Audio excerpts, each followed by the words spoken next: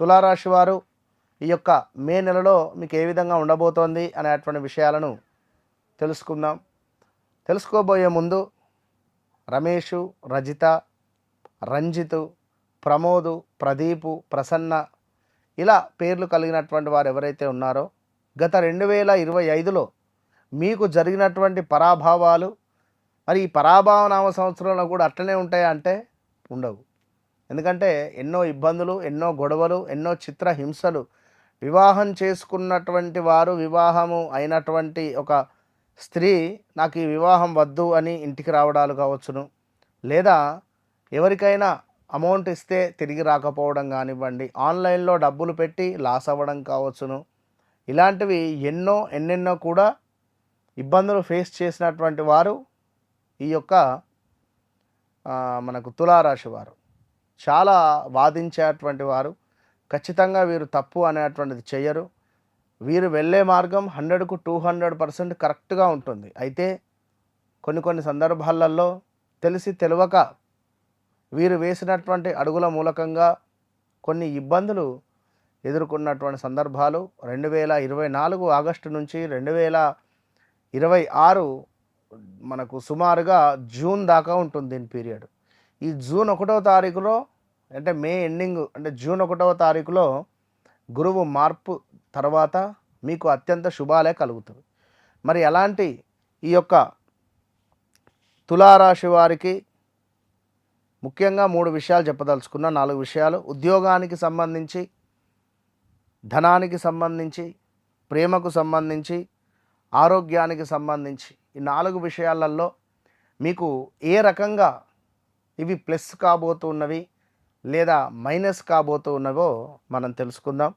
మరి ఇక్కడ ఎవరైతే తులారాశి వారు ఉన్నారో తులారాశికి సుమారుగా మనకు ఈ యొక్క ఏప్రిల్ 10 నుండి 28వ తారీఖు వరకు కాలసర్ప యోగంలో కన్యా రాశి, తులారాశి, వృశ్చిక రాశి, అదేవిధంగా ధనస్సు రాశి ఉండబోతున్నది. ఆల్మోస్ట్ ఇక మకర రాశి కూడా సుమారుగా ఒక 28 రోజులు ఎట్లా అంటే ఇట్లా గట్టిగా బట్టలు పిండితే ఒక్క చుక్క కూడా నీరు రావు. ఆ విధంగా ఇబ్బందులు, సమస్యలు, డబ్బుకు సంబంధించినటువంటి ఇష్యూస్ ఫేస్ చేసేటువంటి పరిణామాలు ఉన్నవి. సో ఎవరైతే నేను చెప్పినటువంటి ముందుగా చెప్తున్నా అందులో మీ రాశి కూడా ఉన్నది. మరి తులారాశి వారు తప్పకుండా ప్రతి శుక్రవారము లేదా ప్రతిరోజు ఈ 10వ తారీఖు నుండి 28వ తారీఖు వరకు ప్రతిరోజు దేవాలయానికి వెళ్ళి సర్పాలకు అభిషేకం చేసుకొని దీపారాధన చేసుకోండి. సుమారుగా 21 రోజులు పెట్టుకోండి. 21 డేస్ లేదా 18 రోజులు వెళ్ళండి 10వ తారీఖు నుండి. ఇక్కడ భద్రకాళి ఏకాదశి ఉన్నది 13వ తారీఖు. ఈరోజు తప్పకుండా ఉపవాసం చేయండి. మరి అధిక జ్యేష్ఠమాసం కూడా ఉంది. ఈ అధిక జ్యేష్ఠమాసంలో వేసవి కాలము నీటిని కానీ మజ్జిగను కానివ్వండి, పండ్లను కానివ్వండి దానంగా ఇచ్చుకోండి. ఇక మరి ముఖ్యంగా చూసుకున్నట్టయితే సప్తమాధిపతిలో సూర్యుడు, బుధుడు ఉండడం జరుగుతున్నది. మరి దీనివల్ల ఈ యొక్క తులారాశి వారికి కలత్ర సమస్యలు, కొంత అభిప్రాయ భేదాలు, సంతాన బాధలు, నిరుత్సాహము, ప్రయాణాలలో కొంత నష్టము, అనారోగ్యము, అదేవిధంగా గర్భ సంబంధిత అనారోగ్యాలు స్త్రీమూర్తులకు, పురుషులకైతే స్టమక్ రిలేటెడు, కొంత విరోధాలు, విచారము, శత్రు వృద్ధి, ప్రయాణాలలో కొంత ప్రమాదాలు, మనశ్చింత ఇవి మనకు కొంత ఈ మే నెలలో ఉండబోతున్నవి. అదేవిధంగా ఎవరైతే ఈ తులారాశి వారు ఉన్నారో మరి తులారాశి వారికి 6వ భావంలో ఈ యొక్క శనేశ్వరుడు, కుజుడు కూడా ఉన్నాడు. మరి 6వ భావంలో ఏమిటంటే పూర్వకార్య నిర్వహణ కావచ్చును, అదేవిధంగా సత్కలాపేక్షాలు, ఇంకా కొంత శత్రు సమస్యలు, శత్రువులపై విజయము అనుకోవచ్చును, అదేవిధంగా కొంత సభా గౌరవము, ఏమైనా అవార్డ్స్ రివార్డ్స్ రావడాలు ఇలాంటివి ఏర్పడేటువంటి పరిణామాలు గోచరిస్తుంది.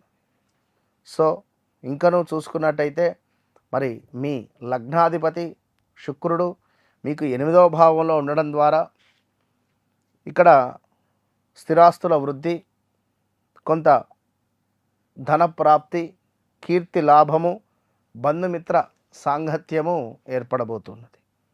ఇట్లా ఓవరాల్గా మరి ఇక్కడ ముందుగా మనం 3 విషయాలని చెప్పుకున్నటువంటి సందర్భాలలో మరి ఇక్కడ ఉద్యోగంలో మీకు కొత్త ప్రాజెక్ట్స్ ప్రారంభం అవ్వడాలు, కొత్త ప్రాజెక్ట్స్కై ఏమైనా మీరు ఎదురు చూడడాలు, చక్కటి వ్యాపారులకు భారీ లాభాలు వచ్చేటువంటి పరిస్థితి ఉంది.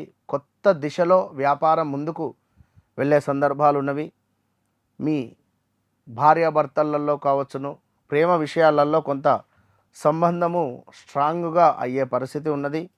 వెన్ను నొప్పికి సంబంధించినటువంటి కొంత ఇష్యూస్ వచ్చేటువంటి పరిణామాలు ఉన్నవి. ఓవరాల్గా తులారాశి వారు తప్పకుండా మీ వ్యక్తిగత జాతకరీత్యా నడిచేటువంటి దశ అంతర్దశ నాతులను తెలుసుకొని మీకు జాతకంలో ఏది యోగము, ఏది బాధాకరము, ఏ గ్రహము బలంగా ఉంది అనేటువంటి విషయాలను తెలుసుకొని మరి బలంగా ఉండేటువంటి గ్రహాన్ని మనము యాక్టివేషన్లో పెట్టుకోవడం ద్వారా ఎప్పటికీ మనకు శుభాలే ఏర్పడతాయి. కనుక మరి ఇట్టి విషయాలకై తప్పకుండా మీ వ్యక్తిగత జాతకాలను తెలుసుకోండి. వన్స్ నన్ను కలవక ముందు, నన్ను కలిసిన తర్వాత అనేటువంటిది మీ జీవితంలో గుర్తుండిపోతుంది. All the best.